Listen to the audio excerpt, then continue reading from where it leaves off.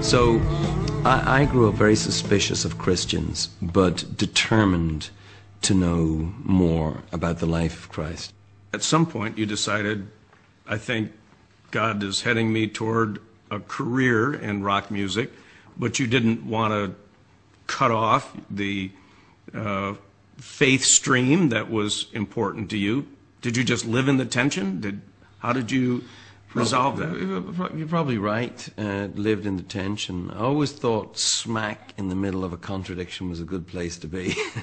There is, duality is the mark of a lot of great art. It's one of the things missing from a lot of, for instance, Christian art, because there's no tension. You have this great tradition of worship and music worship, which is awe-inspiring in the Christian churches, but music that expresses a personal journey and an attempt to wrestle truth to the ground, we don't see much of that come out of Christianity. There's a fear of duality. So one half, you have this part of us which is going, I want to put this music, I want this music to do something positive in a very negative world. But on the other hand, you want to be honest and own up to your earthly desires and your confusions that everybody has. The key that great art has in common with Christianity is that know the truth and the truth will set you free. I've held on to that very tightly. That's how I start my day as a writer. Because if I start on a lie, and a lie can be being the person that you like to be rather than the person you are. A lot of gospel music for me is lies, because they're people pretending that everything is great, and it doesn't ring true to other people. Now, I accept it's a step of faith. I understand why people, but I don't relate to that. I relate more to the blues. The blues is more like the Psalms of David, where are you when I needed you, call yourself God. I'm interested in that kind of music.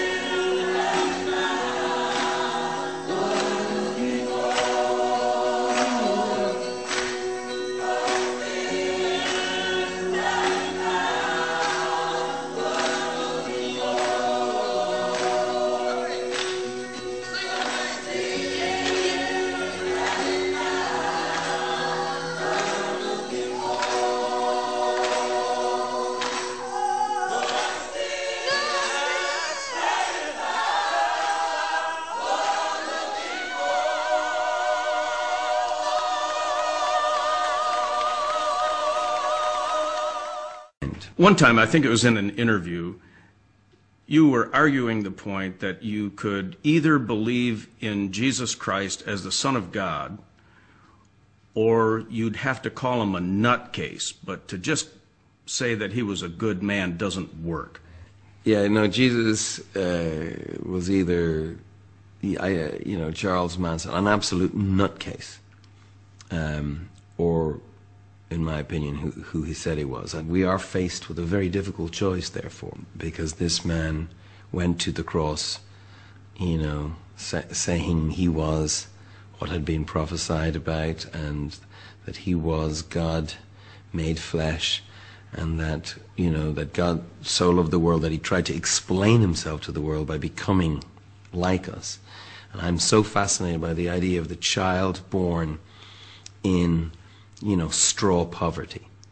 For me, there's a poetic power to that.